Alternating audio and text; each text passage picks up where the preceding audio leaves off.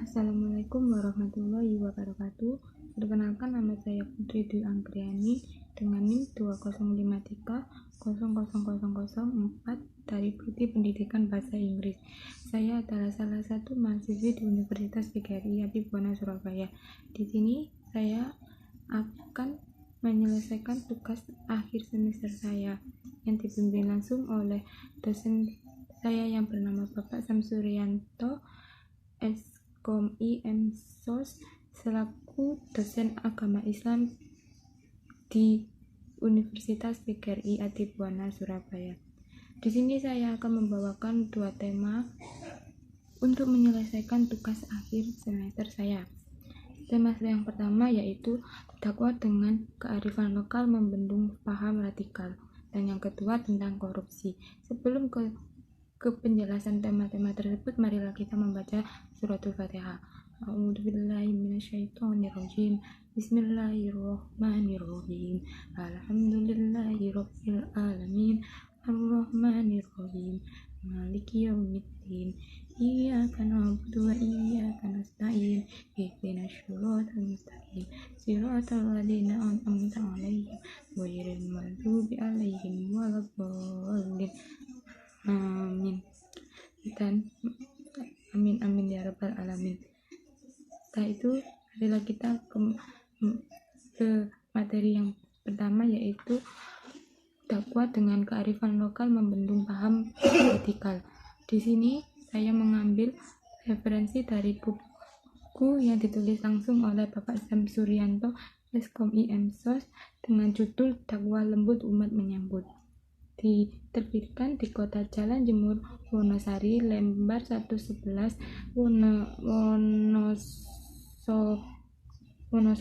Wonocolo, Surabaya. Nama penerbit buku yaitu Innovas dengan tahun terbit Desember 2020. Dengan tema yang saya bawakan yaitu dakwah dengan kearifan lokal membendung paham radikal. Innallaha rafiqun yuhibbur rifqan fil amri kullihi. Rasulullah Shallallahu Alaihi Wasallam bersabda, sesungguhnya Allah itu ramah yang mencintai keramahan dalam segala urusannya. Hadis riwayat Imam Al-Bukhari 6927, Imam Muslim 2165, Imam Ibnu Majah 3689, dan Imam Al-Tirmidzi 2701 dari Sayyidatuna Aisyah. Berdasar hadis di atas, Allah SWT mencintai keramahan dalam semua urusan, termasuk kepada pendakwah yang menyampaikan pesan dengan ramah paham radikal. Tentu tidak sesuai dengan prinsip-prinsip dakwah yang dilakukan secara ramah dan berkearifan lokal. Menurut Kamus Besar Bahasa Indonesia, paham radikal atau radikalisme berarti paham atau aliran yang radikal dalam politik, paham atau aliran yang menginginkan perubahan atau pembaharuan sosial dan politik dengan cara kekerasan atau drastis, serta sikap ekstrim dalam aliran politik. Secara istilah, menurut Rahimi Sabirin, radikalisme adalah sikap keagamaan yang ditandai oleh 4 karakter, yaitu pertama, sikap tidak toleran, tidak mau menghargai pendapat orang lain. Kedua, sikap fanatik, yaitu selalu merasa benar sendiri, menganggap orang lain salah.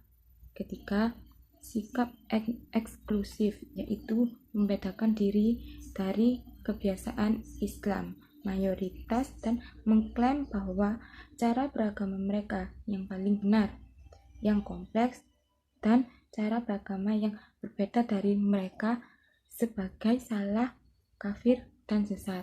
Dan untuk yang terakhir, keempat, adalah sikap revolusioner, yaitu cenderung menggunakan kekerasan untuk mencapai tujuan.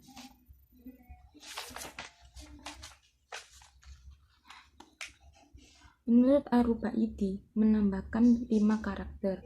gerakan radikalisme. Untuk yang pertama, menjadikan Islam sebagai ideologi final dalam mengatur kehidupan individual, sosial, dan juga politik, ketatanegaraan.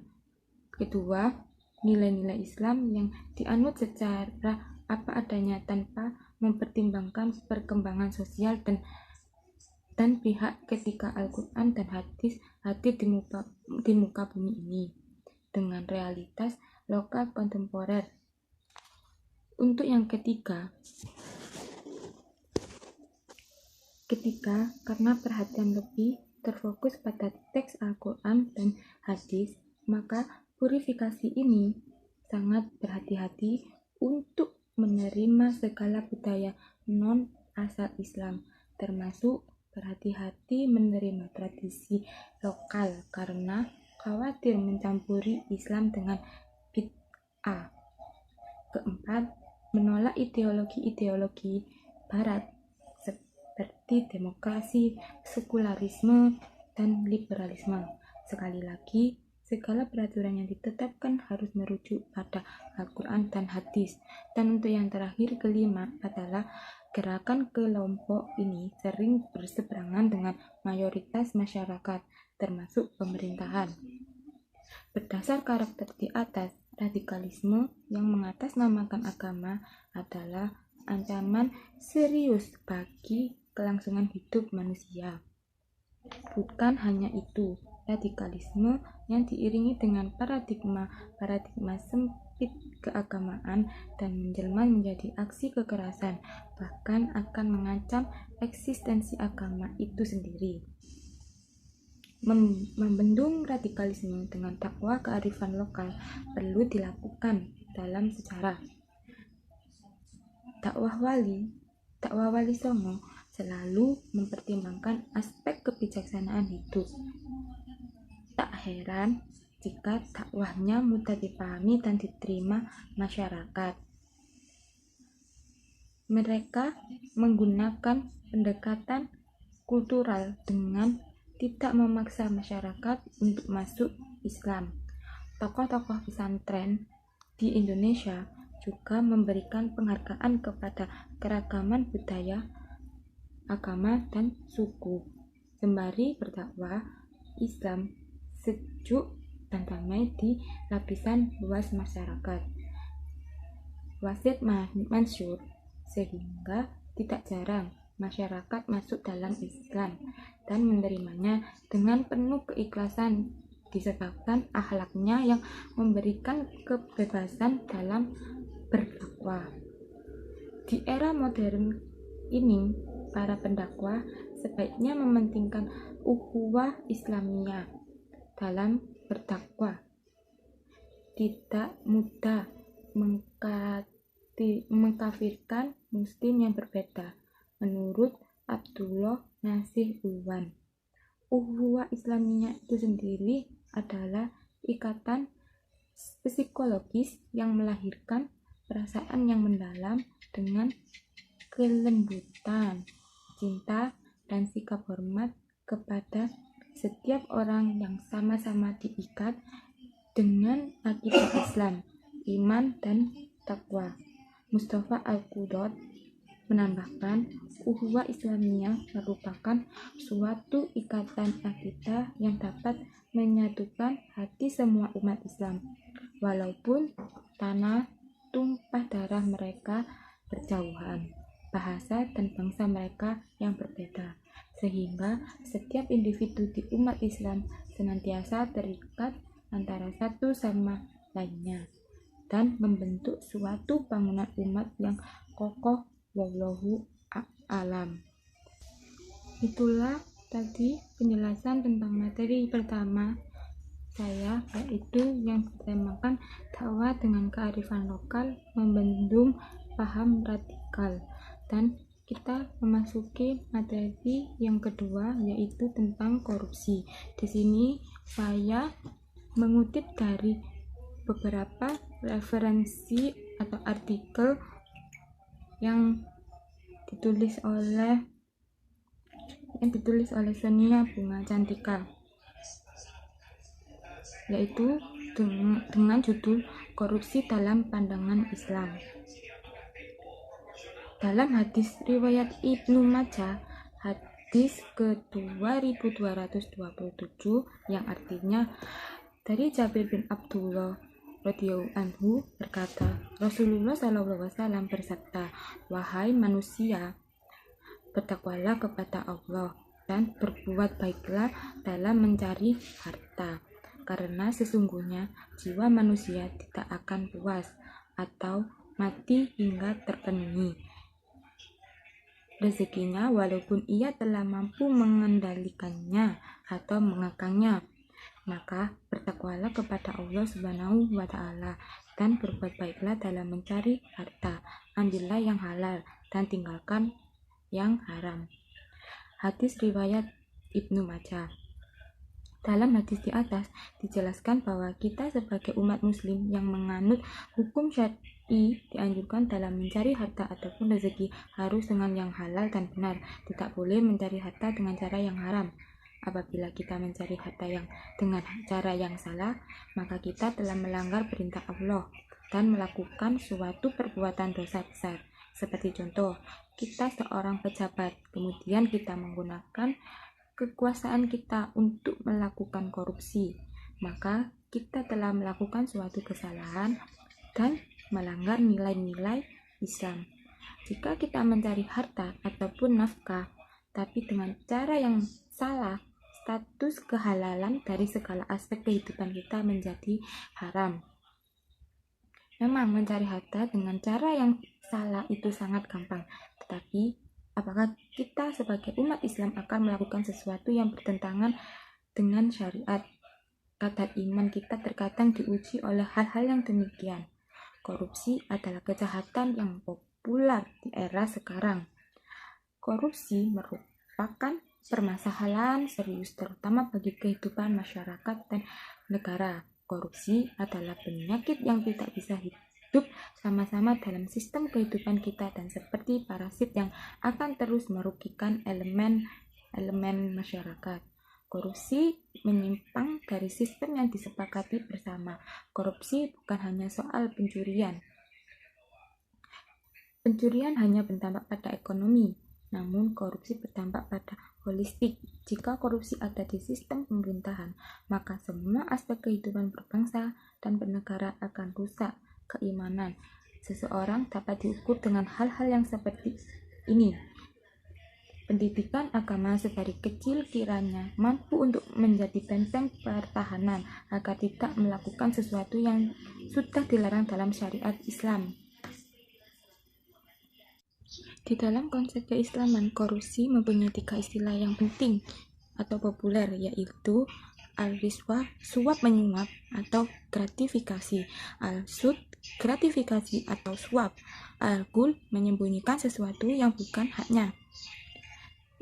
Dalam Al-Quran dan hadis telah dengan gamblang menjelaskan, memberi peringatan dan memberi gambaran hukuman menyangkut bahaya korupsi dan aplikasinya bagi umat manusia.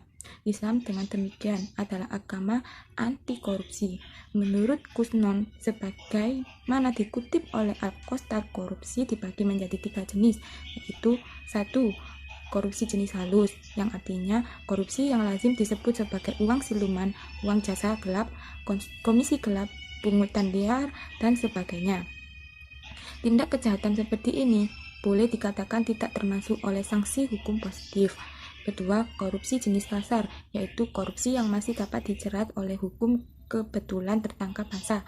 Walaupun demikian, masih saja dapat luput dari jeratan hukum karena faktor ada main, yaitu faktor tahu sama tahu yang saling menguntungkan.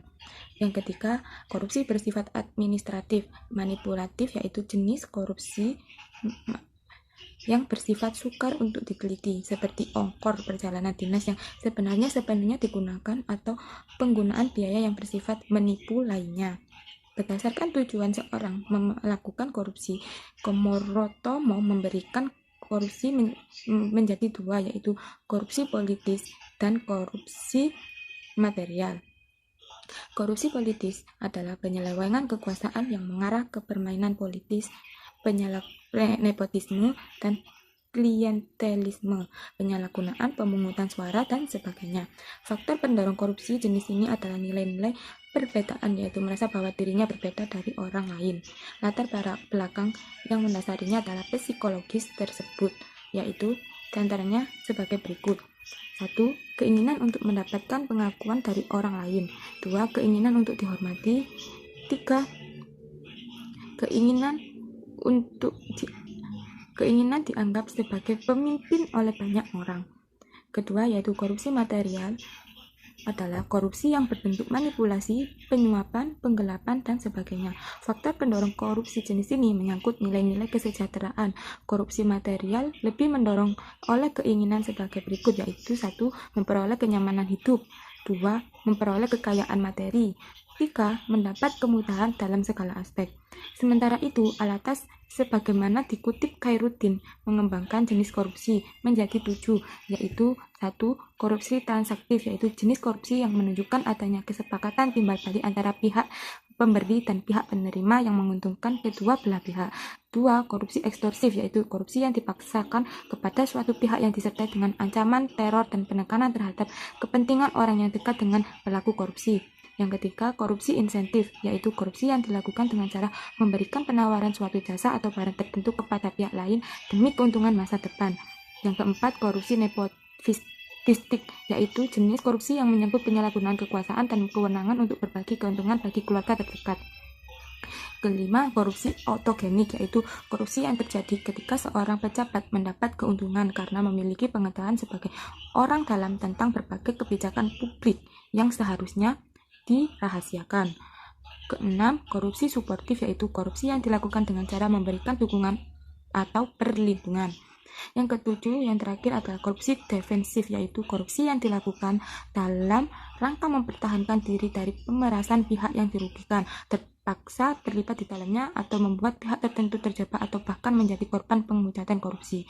Dalam Undang-Undang Nomor 31 Tahun 1999, Undang-Undang Nomor 20 Tahun 2001 tentang Pemberantasan Tindak Pidana Korupsi menyebutkan dengan jelas jenis-jenis tindak pidana korupsi. Tindak pidana korupsi dibagi menjadi 7 jenis, yaitu terkait kerugian keuangan negara, suap menyuap, penggelapan dalam jabatan, pemerasan, pembuatan curang, dan benturan kepentingan dalam penggandaan dan gratifikasi. Sudah sangat jelas dalam hukum Islam ataupun hukum negara, segala tindak pidana korupsi itu dilarang dan ada hukum yang mengaturnya. Lalu, kenapa kita sebagai umat muslim dan rakyat masih saja harus melanggar aturan yang ada? Kita sebagai muslim tentunya harus membantu untuk menumpas segala bentuk tindak pidana korupsi yang ada. Korupsi adalah masalah manusia, sehingga harus didekati secara manusiawi, melibatkan filsafat untuk melihat korupsi adalah langkah bijaksana.